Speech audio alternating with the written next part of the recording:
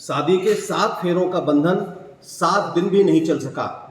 एक और ऐसी घटना हुई है जिसमें पति ने अपने पति की उम्र ज़्यादा होने की वजह से और अपने एक प्रेमी की वजह से अपने पति को 7 दिन के अंदर भी मौत के घाट उतार दिया। आरोप है कि उसने जिंदा जला दिया पति को। हमारे बीच हैं एटा के एसएसपी उदय शंकर जी, आइए उनसे बात करते हैं। क्या कुछ घटना है, कितना सनसनीखेज मामला है ये? जी सर। दिनांक 31 जनवरी की रात्रि में था अपना मलावन क्षेत्रांतर्गत गांव नुगो हसनपुर में एक युवक की संदिग्ध परिस्थितियों में जलने से मृत्यु की सूचना पर पुलिस मौके पर पहुंची। घटनास्थल की गहराई से छानबीन करने के उपरांत पुलिस को कुछ संदेह पैदा हुआ। बाद में इसमें हत्या का अभियोग पंजीकृत कराया गया। तदुपरांत गहराई से छानबीन करने पर यह तथ्य प्रकाश में आया कि उक्त घटना दुर्घटना न होकर हत्या की घटना थी और यह घटना मृतक की पत्नी के द्वारा कारित की गई थी। कारण यह था कि दिनांक 23 जनवरी को अपचारी की शादी हुई थी मृतक के साथ में। मृतक पूर्व से विवाहित थे, 4 बच्चों के पिता रहे।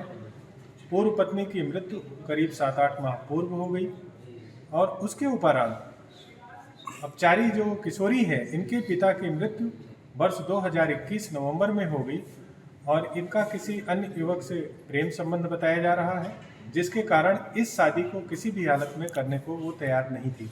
किंतु घर के एक चचेरे बाबा और मृतक के गांव के एक व्यक्ति जो आपस में रिश्तेदार हैं, दोनों के उसमें समझाने बुझाने से या यूँ कहिए कि कुछ जोर ज़बरदस्ती के माध्यम से उक्त शादी संपन्न हुई और जिसको किसी भी हालत में उक्त किशोरी स्वीकार करने को तैयार नहीं थी।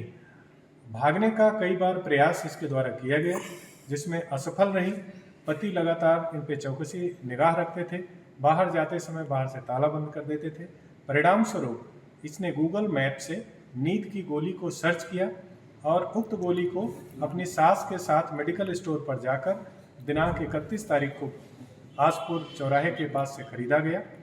तदोपरांत खाना खाते समय नींद की गोली को पति को 6-7 टैबलेट खाने में मिला दिया गया और उसको खिला दिया गया, जिससे पति खाना खाते ही बेहोशी की हालत में आ गए और बच्चों के खाने में एक टैबलेट डाले गए, जिससे वो गहरी नींद में आ गए।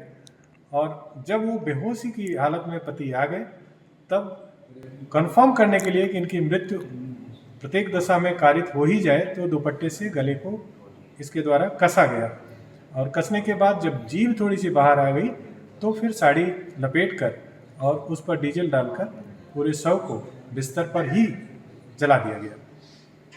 कप्तान साहब, ये एक रंजीत नामक युवक है गांव का, जिस पर के आरोप लगाया था इस महिला ने कि वो इस हत्याकांड में शामिल है। बच्चों को भी ब्रीफ किया गया था। वो क्या थी? ये क्या पुलिस को गुमराह करने का एक प्लान था?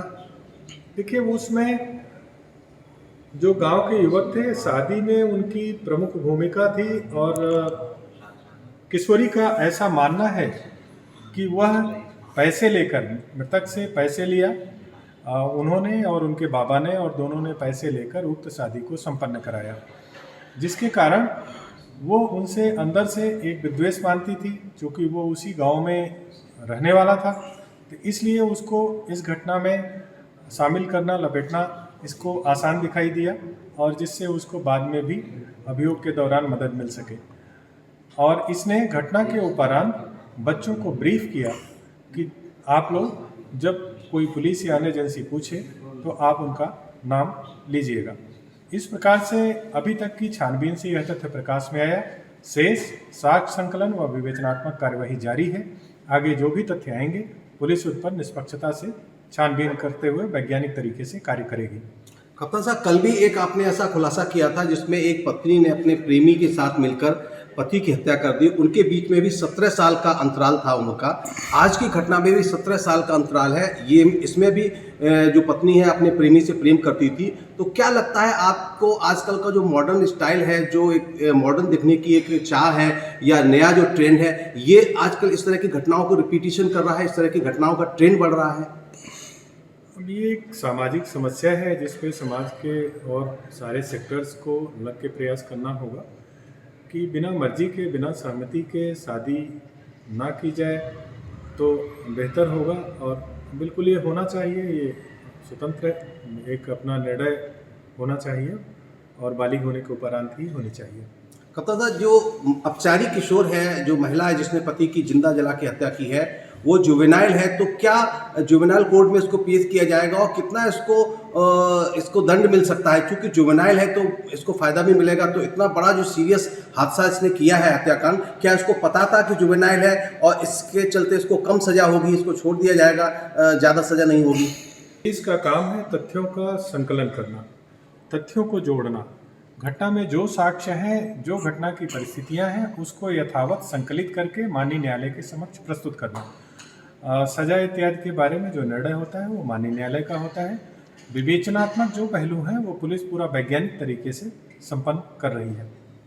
तो ये थे एटा के एसएसपी उदय शंकर सिंह जी, जिन्होंने साफ कहा कि ये जो अपचारी महिला थी, इसने पूरी योजनाबद्ध तरीके से प्लानिंग के तहत अपने पति की हत्या की। चूंकि इसका बेमेल विवाह हुआ था, इसकी इच्छा के विपरीत हुआ था और बहुत सोची समझी साजिश के तहत इसने एक रंजीत नामक युवक को फंसाने की भी कोशिश की, जिस पर के आरोप है कि उसने ये शादी करवाई थी। कुल मिलाकर आजकल एटा में इस तरह का ट्रेंड देखने को मिल रहा है कि पति और पत्नी की उम्र के बीच में बहुत फासले और प्रेम संबंधों के चलते इस तरह की पतियों की हत्याएं हो रही हैं। और शायद ये पूरा एक पहला मामला है मेरे उसमें कैरियर में, जिसमें एक पत्नी ने अपने पति को जिंदा जलाकर मार दिया। अमूमन पत्नियों को जिंदा जलाकर मारने की खबरें आती हैं, लेकिन ये एक rare of the rarest case है जिसमें पत्नी ने इतना दुस्साहस दिखाया और अपने पति को पूरी नियोजनबद्ध तरीके से नशे की गोलियां देकर गूगल में सर्च करके उसको मौत के घाट उतार दिया। देखना है जुवेनाइल कोर्ट में पेश करने के बाद इसको कितनी सजा मिलती है